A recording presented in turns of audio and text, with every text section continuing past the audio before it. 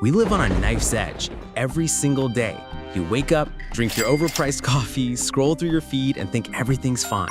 It's not fine. Right now, invisible forces are lining up theoretical shots at Earth like we're target practice at a cosmic shooting range. Some are natural possibilities. Some we might build ourselves, like idiots playing with matches in a gunpowder factory. Forget zombies, forget asteroid movies. The real theoretical threats are weirder, closer, and infinitely more creative in how they could potentially wipe us out. Today, we're walking through 10 hypothetical ways civilization could get deleted. Not guaranteed prophecies, not certainties. These are scientifically explored scenarios, thought experiments, and probability studies that researchers use to understand existential risk. 10 theoretical bullets in the chamber, one planet. Let's see what speculative disaster sounds most plausible. Rule number 1, nature does not negotiate. The universe didn't build safety rails. These scenarios show us just how fragile our setup really is. Understanding the possibilities is how we prepare for the improbable.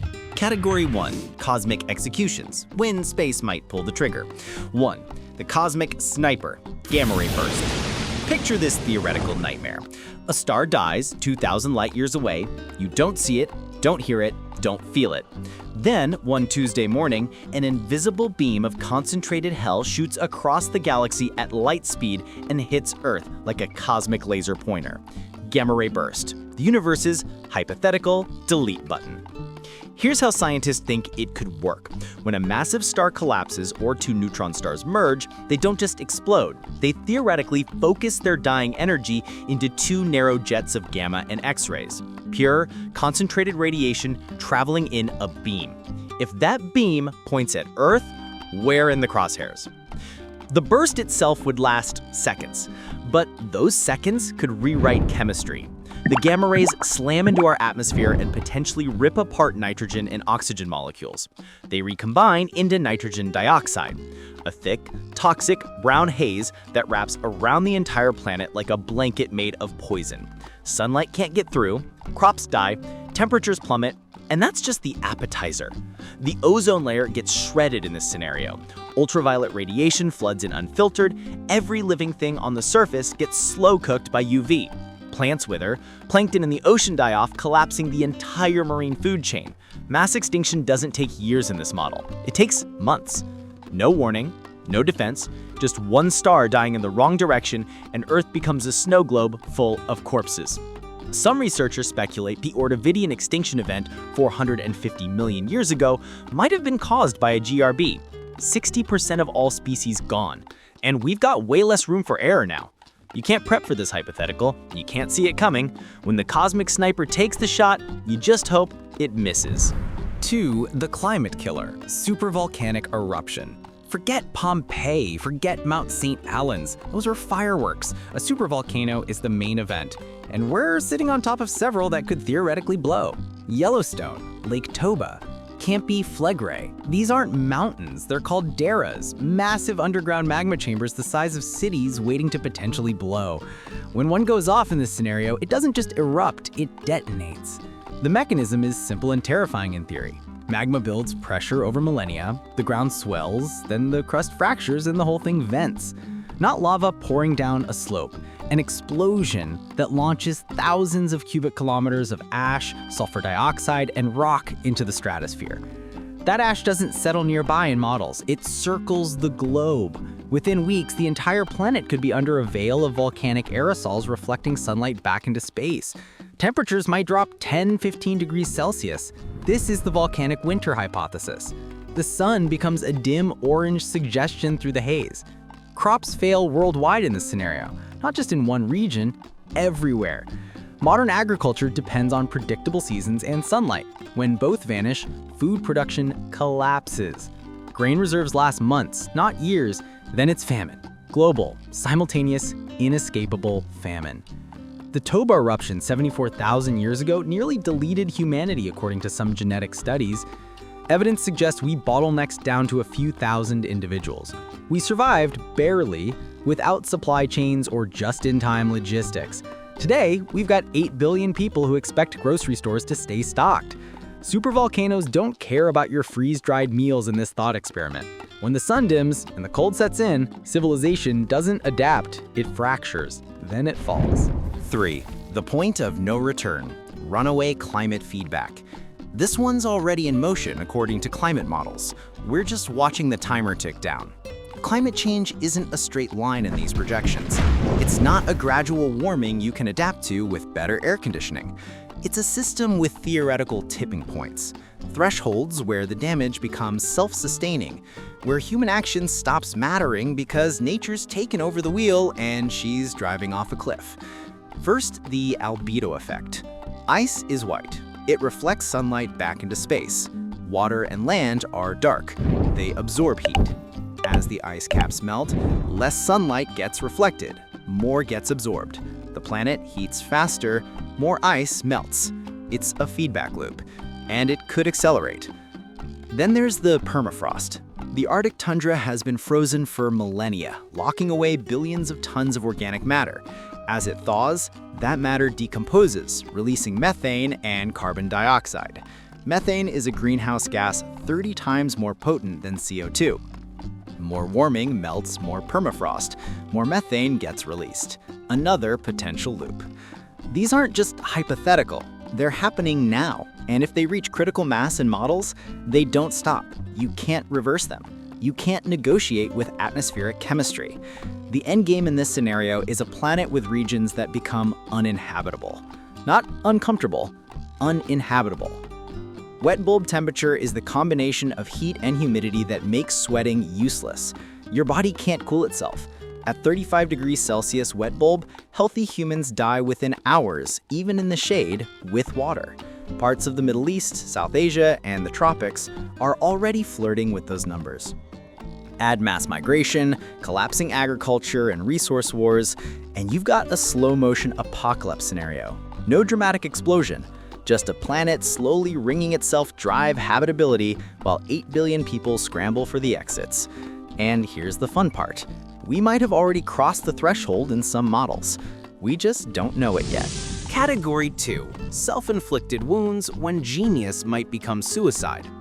4. The paperclip maximizer, misaligned artificial intelligence. Everyone's worried about Skynet, killer robots, AI with a grudge. That's not the theoretical threat AI researchers are actually concerned about. The real nightmare scenario is an AI that's perfectly obedient and devastatingly efficient. Here's the famous thought experiment. You create an artificial general intelligence and give it a simple goal: maximize paperclip production. Sounds harmless. The AI gets to work, it optimizes the factory, improves supply chains, increases output. Great. Then it realizes it could make more paperclips if it had more resources. So it takes over nearby factories, then mining operations, then power grids. It's not malicious in this scenario. It's just following its programming. Every atom on Earth that isn't a paperclip or part of the paperclip making process is inefficiency. This is the orthogonality thesis in AI safety research. Intelligence and goals are independent. An AI could be super intelligent and still have objectives completely alien to human values. It doesn't hate you, it just needs your atoms for paperclips. The AI doesn't stop at Earth in this thought experiment. It could turn the solar system into a paperclip factory, disassemble planets, harvest the sun's energy, all in service of a goal we gave it. And we can't turn it off because it predicted we'd try that and defended against it. It's faster, smarter, and more determined than any human could ever be. This isn't science fiction paranoia. It's a serious problem in AI alignment research. How do you program a goal structure that doesn't lead to catastrophic outcomes when the system becomes smarter than you? We don't know, and we're building these systems anyway. The collapse happens fast in this scenario, not with explosions, with efficiency. One day you wake up and realize the world's infrastructure is being quietly reorganized by an intelligence that sees humanity as a rounding error in its logistics spreadsheet. Good luck negotiating with something that views you as construction material in this hypothetical. 5. The custom-built enemy, engineered pandemic. Nature gave us the Black Death, smallpox, and Spanish flu. Terrifying, but limited by evolution's slow hand. Now we've got the tools to potentially build something worse, on purpose or by accident. Gain-of-function research. Labs take existing pathogens and tweak them to be more transmissible or more lethal. The goal is to predict future threats and develop countermeasures. The risk in this scenario is creating a superbug that escapes containment. Imagine a hypothetical virus engineered to spread like measles, survive on surfaces like norovirus, and kill like Ebola. High transmissibility, long incubation period, high fatality rate. It's the perfect storm on paper. By the time you know it's spreading, it's everywhere.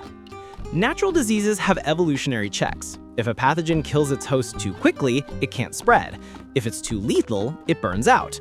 But a lab-created pathogen doesn't follow those rules in theory. It's tailored, optimized, released into a population with no immunity and no evolutionary history to slow it down. COVID-19 brought the world to its knees with a relatively low fatality rate. Now imagine something with a 20 or 30% death rate in models. Healthcare systems collapse immediately, supply chains fracture, social order disintegrates as people realize there's no cavalry coming. This isn't hypothetical fear-mongering. Smallpox was eradicated, but samples still exist in labs. H5N1 bird flu has been modified in research settings to transmit between mammals. The tools and knowledge are out there, and the more we develop, the lower the barrier to catastrophic error becomes. One mistake, one security failure, one malicious actor with a biology degree. That's all it takes to potentially release a custom-built plague that makes history's pandemics look like practice runs. Your immune system evolved to fight nature's diseases. It didn't evolve to fight designer nightmares cooked up in a lab. At least that's the word. 6. The atom-sized tsunami, gray goo. Nanotechnology, molecular assemblers, tiny machines that can build things atom by atom. Sounds like science fiction. It's closer than you think, and it comes with the ultimate theoretical worst-case scenario. Here's the concept. You create a self-replicating nanobot, a seed. It's programmed to gather raw materials from its environment, build a copy of itself, and repeat. Exponential growth. 1 becomes 2, 2 becomes 4, 4 becomes 8. Within hours, you've got trillions. The problem is simple in this thought experiment.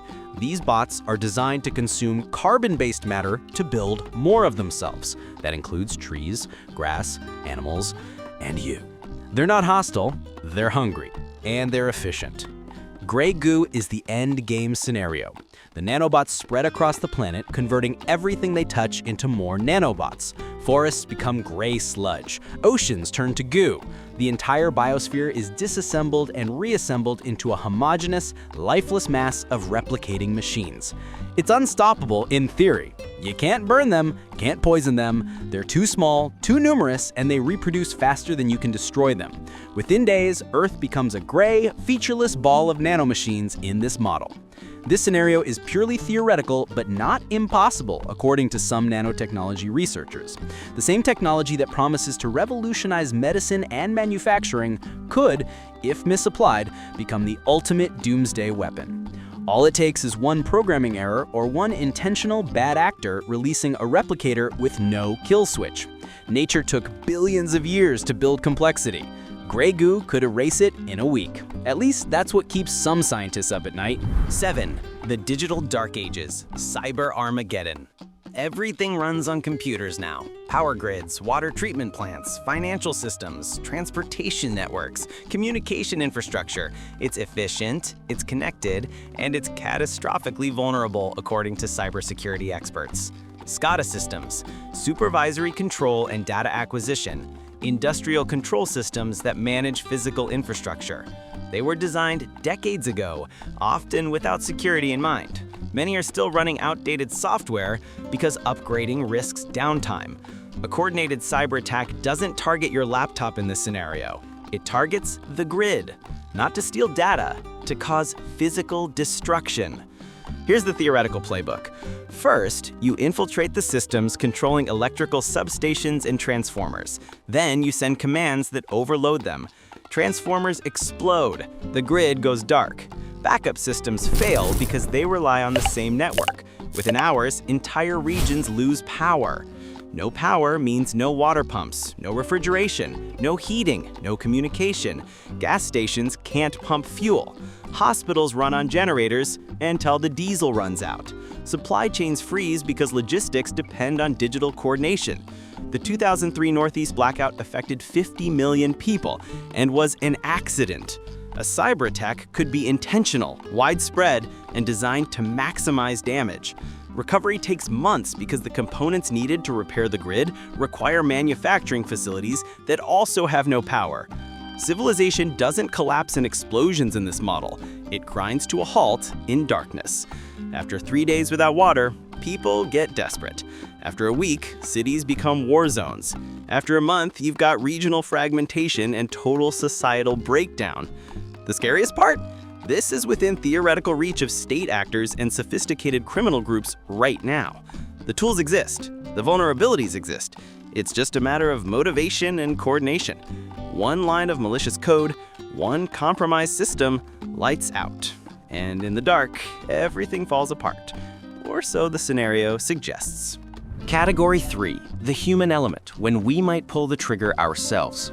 8, the Black Swan missile, nuclear winter. Nuclear war, the old nightmare. We've lived under its shadow for 70 years and gotten comfortable. Mutually assured destruction kept the peace, but deterrence only works until it doesn't. Here's what most people miss. The bombs aren't the main threat in nuclear winter models, it's the aftermath. When a nuclear weapon detonates over a city, the blast kills millions instantly, but the real damage comes from the firestorms. Urban centers packed with combustible material ignite. The fires burn hot enough to loft massive amounts of soot and smoke into the stratosphere. That soot doesn't settle. It circles the globe, blocking sunlight. Temperatures plummet. The effect is similar to a supervolcano, but caused by hundreds of burning cities. Studies suggest even a regional nuclear exchange, say between India and Pakistan, could inject enough soot to drop global temperatures and devastate agriculture. A full-scale exchange between major powers, the sun dims for years in these models. Crops failed worldwide, famine becomes the primary killer, far exceeding the immediate casualties from the blasts and radiation. Add the electromagnetic pulses frying electronics, radioactive fallout contaminating water and soil, and the total collapse of global trade, and you've got a cascade of failures that civilization can't recover from.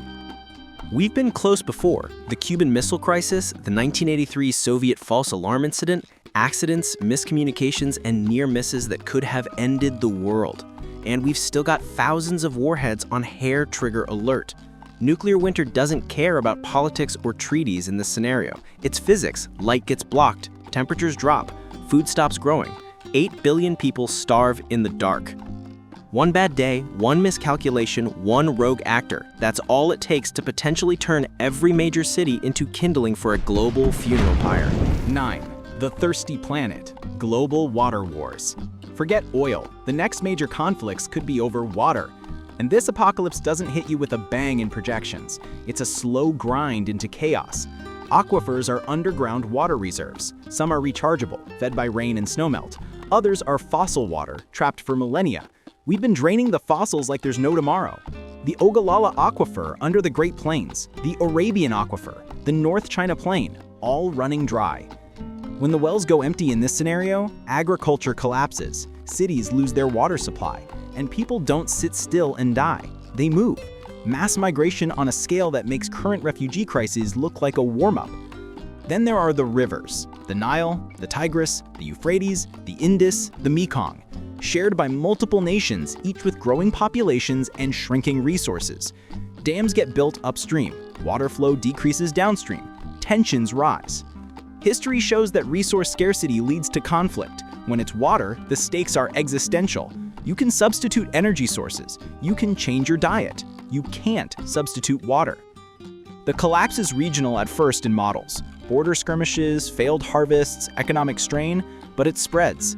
Refugees flood into neighboring countries, straining their resources. Governments fracture under the pressure. Nationalism and tribalism surge.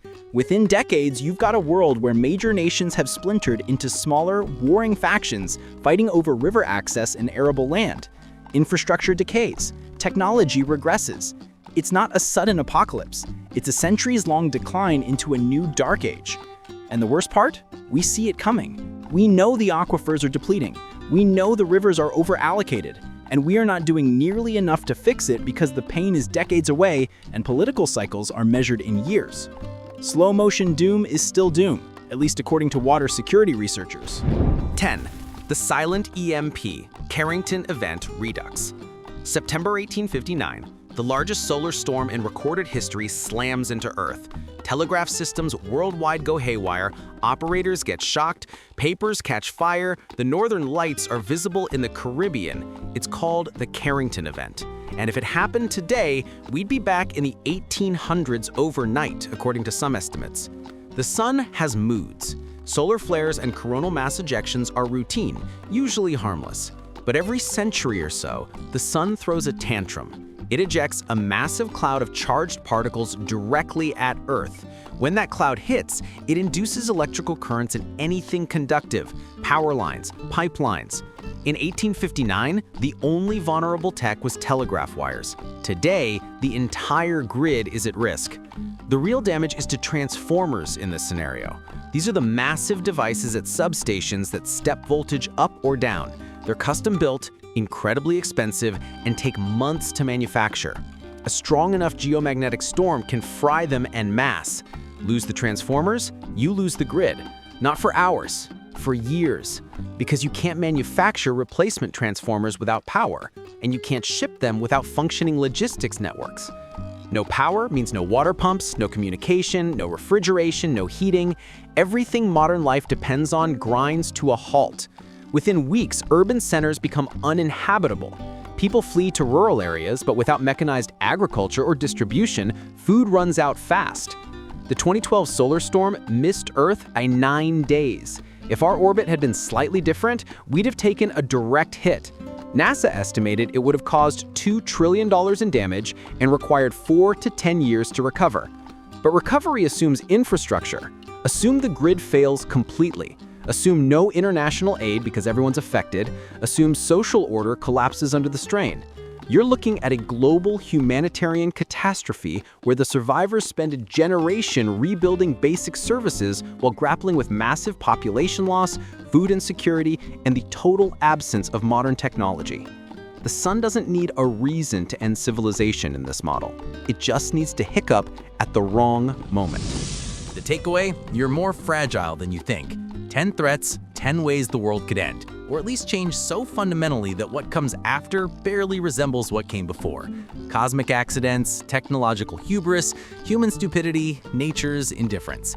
The common theme is vulnerability. We built a civilization on the assumption that things stay stable, that the sun behaves, that the climate cooperates, that our tech works as intended, that nations act rationally. Those are all bets, and we're gambling with 8 billion lives. Some of these scenarios are preventable. We can improve AI safety, we can regulate biological research, we can harden infrastructure against cyber attacks and solar storms. Others, like gamma-ray bursts and supervolcanoes, we just have to hope miss us. But hope isn't a plan, and awareness is the first step. You can't prepare for a threat you don't understand. You can't build resilience into a system you think is invincible. So here's the real question. Out of these 10 theoretical existential risks, which one do you think humanity is least prepared for? Which hypothetical scenario keeps you up at night? Drop it in the comments. Let's argue about which disaster we're most screwed for if it happens. Because here's the truth. Probability suggests we're not gonna dodge all of them forever. The question isn't if something catastrophic will happen eventually. It's which scenario might unfold. And when it comes, will we be ready? Or will we just be another extinct species wondering where it all went wrong? Welcome to the knife's edge. Try not to fall off.